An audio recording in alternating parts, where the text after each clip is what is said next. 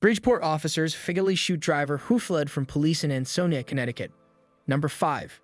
Bryce Rhodes. We're at the Jefferson District Court in Louisville, Kentucky for a volunteering involving defendant Bryce Rhodes. Rhodes has already been indicted on multiple charges including the murders of 3 people, 2 of them teenage boys. Since his arrest, Rhodes' behavior has been unpredictable and at times violent. As a result, he's wheeled and wearing restraints and a spit mask. Mr. Rhodes, you can just bring him up right here. I haven't come out like this for. I think you know why. Well, you know exactly why. Now listen, stop talking. You have been done. Where do you live at? What are you gonna get? Okay. There are new charges. I'm entering a plea of not guilty on your behalf. Would you like me to read the arrest warrant to you? No. I'm not good. I am setting a bond of $15,000 full cash on those charges and the other case. Once this gets served on you, it's going to be dismissed without prejudice as a duplicate. If you have any questions, would you like an appointment with a public defender? Rhodes is wheeled out of court and back into custody. The judge waits to address the prosecutor, saying that was a threat against the court. I think that I'm asking the county attorney's office to take that into account and consider what to do with that. As a result of this incident, Rhodes is hit with a new charge of terroristic threatening in the 3rd degree and intimidating a participant in the legal process. His case is ongoing. Number 4. Bass Webb. Next, we're in Paris, Kentucky, where 30-year-old Bass Webb has been charged with 2 counts of attempted murder.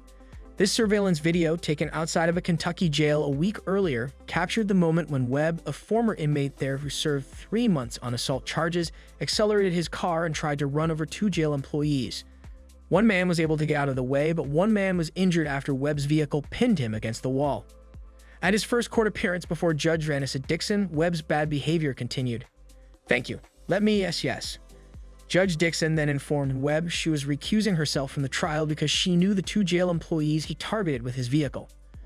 Watch again as Webb spit on the judge, charging, but this incident is far from the last time Bass Webb will spit in the face of the law. While waiting to go to trial, he and 4 other inmates incited a riot inside the Fayette County Detention Center. After being shot with beanbag bullets, hit in the neck by a pepper ball, Webb whips a metal telephone box at a corrections officer. Goodbye. We're to watch this at someone 10 feet away because this is capable of stopping that.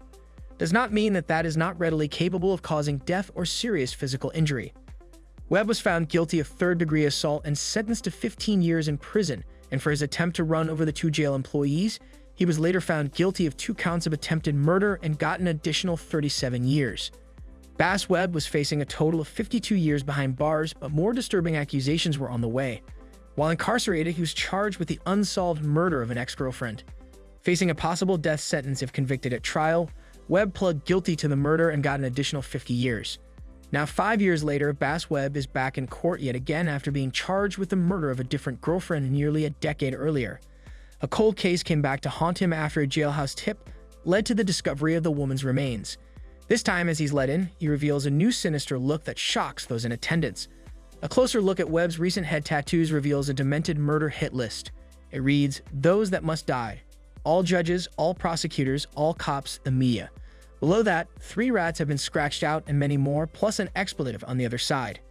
Gruesome details emerge about how Webb choked his then-girlfriend to death and buried her body in a shallow grave. "Mr. Webb, do you want to come forward?" When the judge asked Webb to come forward, he remained seated and smiled. Finally, after more than a week in the courtroom, the judge reads the jury's verdict. Webb is then sentenced to life in prison with the possibility of parole after 25 years. Number 3. Wilton Watts.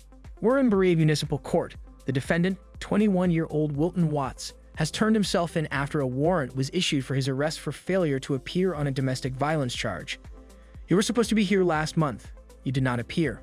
Why weren't you here? My mom didn't show up. Somebody died in the family.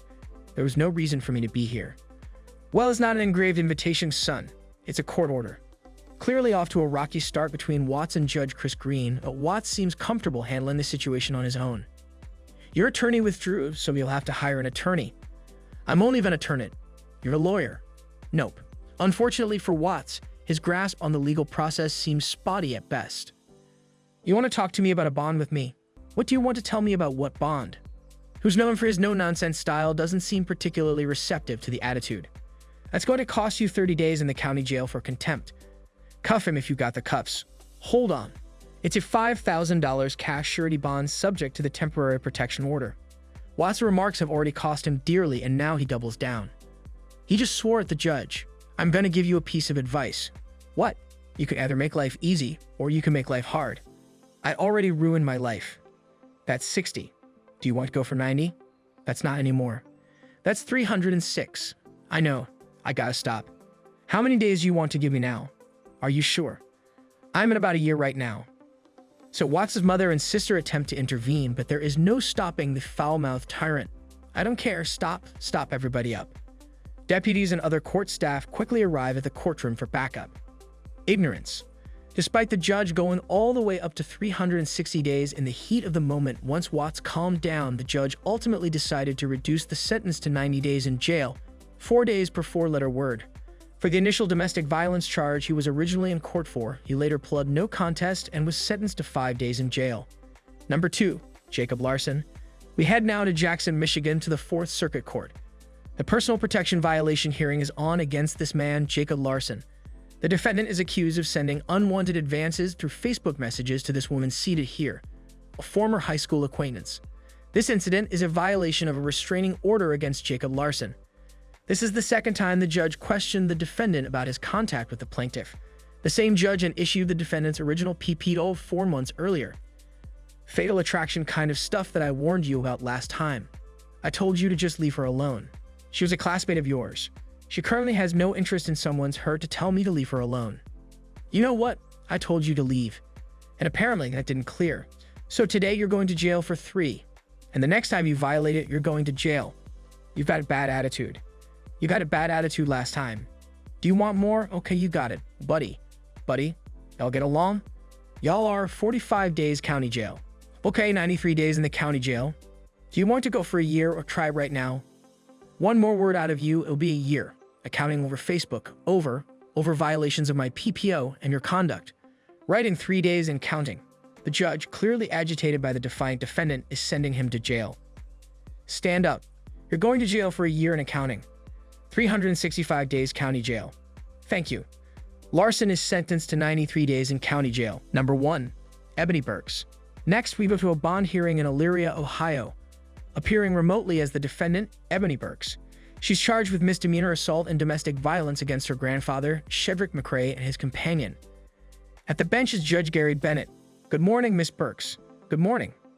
After reading the charges, the judge asks Burks how she'd like to plead. "You have 3 pleas available to you today: guilty, not guilty, and no contest. What plea would you enter?" Another thing, so far so good. The judge sets a bond for the 2 charges at $15,000. His only condition is that Burks not be in contact with the victims, which could be difficult since she shares a home with McCrae. No contact means you can't call him, you can't write them, you can't text him, you can't email him, can't leave a message on some social media. You can't go visit them. If you go someplace, even though you may have arrived first and one of them shows up, you have to leave, telling you you can't go home. If you live with Mr. McCrae, you cannot return to that residence. I just did. Well, I bet I do. Well then, you're in contempt, young lady. And you've got 30 days. So you're not doing it. You're not. What? Get that. Get back. It looks like Burks may be finished. Hold on, she's coming back. Nothing. We'll talk in 6 months when you're ready to come back for your case. That's 200 days. You got anything else to say, Miss Burks? That's 300 days.